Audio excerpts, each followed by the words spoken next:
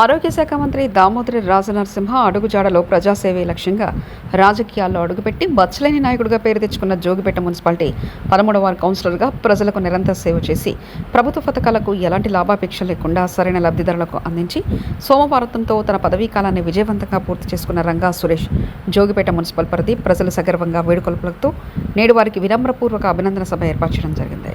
రాబోయే ఎన్నికల్లో జోగిపేట మున్సిపాలిటీ నుండి మరోసారి విజయం సాధించి ప్రజాసేవలో కొనసాగాలని యావత్ 13వ వార్డు ప్రజలు కోరుకుంటున్నారు. ఈ సందర్భంగా వారికి మనస్ఫూర్తిగా అభినందనలు తెలిపారు.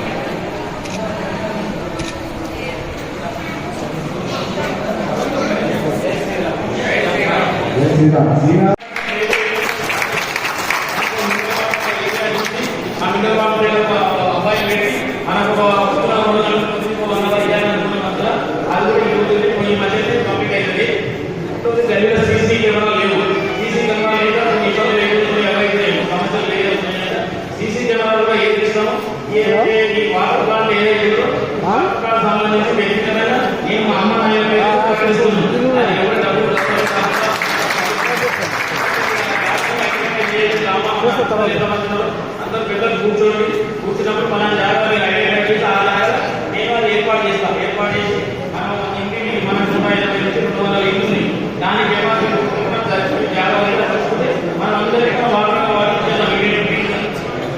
డబ్బులు పెట్టి లేదు, మనం పీయిద్దాం. ఇక మనం చేసిద్దాం మన వీళ్ళందరూ దయతోటి వాళ్ళందరూ గెలిపించారు. మనం 5 చేసినాము. 5 చేసినప్పుడు వాళ్ళు అసమాన పరిస్థితుల్లో బాగున్నాయి. చెప్తే చేసిన గొప్పగా కాదు.